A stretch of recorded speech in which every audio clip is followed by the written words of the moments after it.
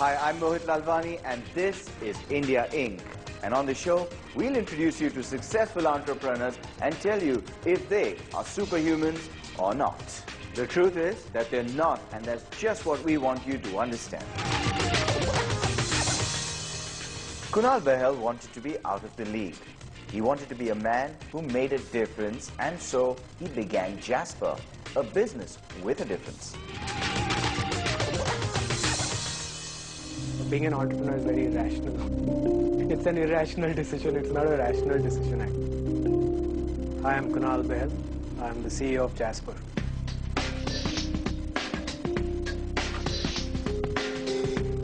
I grew up in Delhi, went to school in Delhi as well.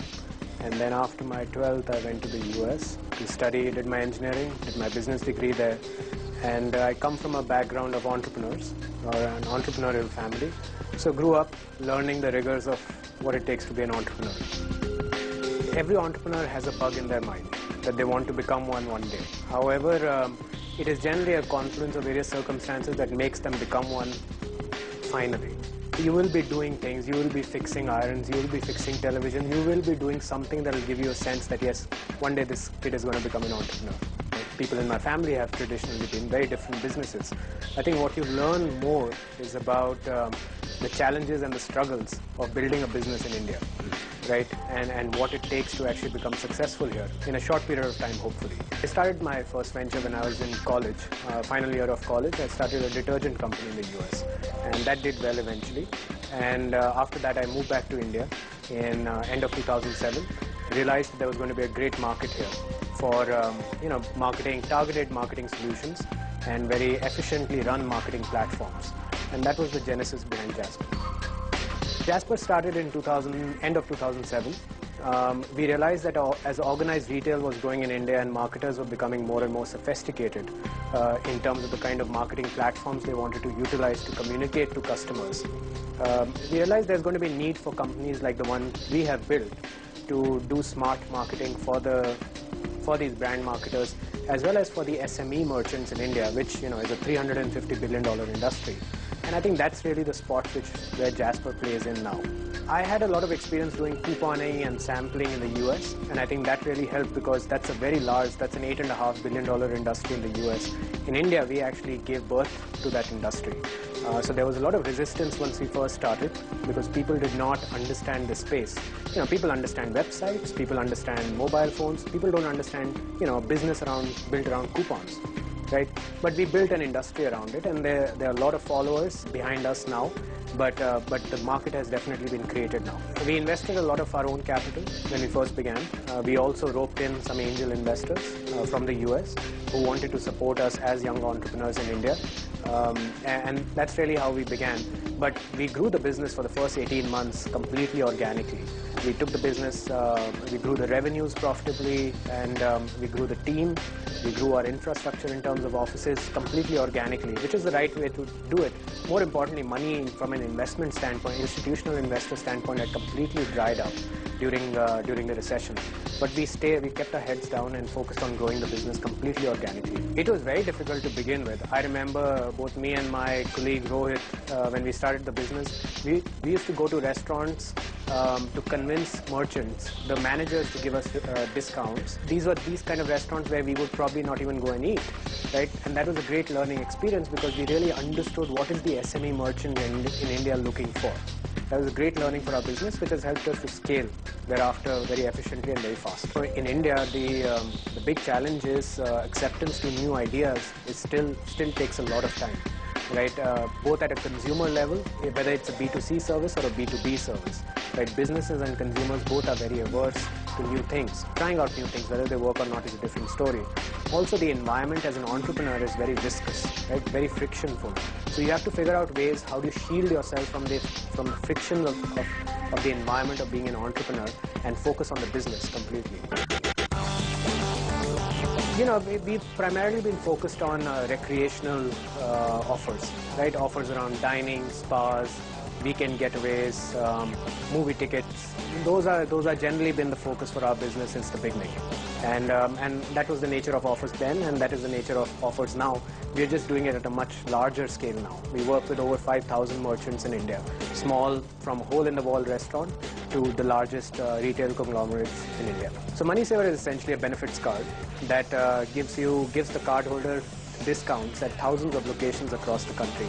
So if you hold a card, you can actually go to any city, any of the top cities of India, and get very high quality discounts from at leading restaurants, movie theater chains, spas, and all those various recreational activities.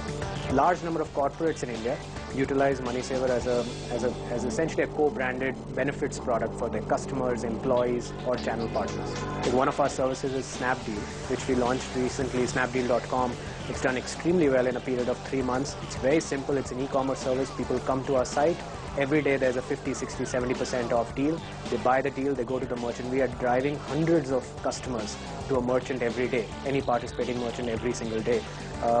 We had one merchant who was based in Rishikesh. He did whitewater rafting. In a span of 24 hours, we sold so many deals of his service that his entire season for 2010 got booked in 24 hours. That's the kind of business we can drive to a small merchant like that. For a guy sitting in Rishikesh with his target audience sitting in Delhi, he has no other way to reach him. Our business is highly influenced by network effects, right? Because 100 merchants are participating in your network, in your platform, the 101th merchant becomes so much easier to acquire, to the point that you don't even have to go acquire them, they come to you. And now, given that our scale is at 5,000 merchants, things have become increasingly easy for us to scale the business. The market is actually very hot right now. I think the recession, surprisingly, ours is one such business where the recession helped us greatly. Reason being that, customers were not spending, consumers were not spending enough money, right? And retailers had overcapacity. So they were very open to exploring new ideas and new ways to generate demand. And we were then at the right place and the right time, and hence our business grew exponentially during the recession, contrary to what was happening with the rest of the world. It is very important for entrepreneurs to focus on one thing. What is the real need they are solving, right? Rather than building products that they need or their family needs, they should think about products that customers need overall. It is very challenging. In India, the biggest problem, if I were to drill it down, is distribution. The big challenge in India is you can come up with great products, but the infrastructure does not exist to distribute great products. That's always a big challenge. That's where technology plays a big role. So with the rapidly increasing online penetration, the number of products that you will see proliferate online will increase rapidly. However, products to proliferate offline will still be very hard because the right distribution mechanisms don't exist offline like they do in developed markets. You need to have a very big heart. You need to have a very strong stomach. You need to be very humble, irrespective of the kind of background you have. Expect to wait at receptions for 5 hours, 6 hours, 7 hours for a meeting with someone who would have probably reported to you had you been doing a job. So you have to really swallow any pride that you have in the short run, with the view in mind that whatever you're doing for the better of your business, right? And just have that selfless approach to building your business. And more importantly, continue to listen to customers. So that is really key, and that's a learning for us also that we've had in the business. Keep talking to your customers. Too few companies do that. The best way to get free advice is not to hire expensive consultants, but to actually just pick up the phone and talk to your customers. We grew up in environments where schools had 10,000 children, right?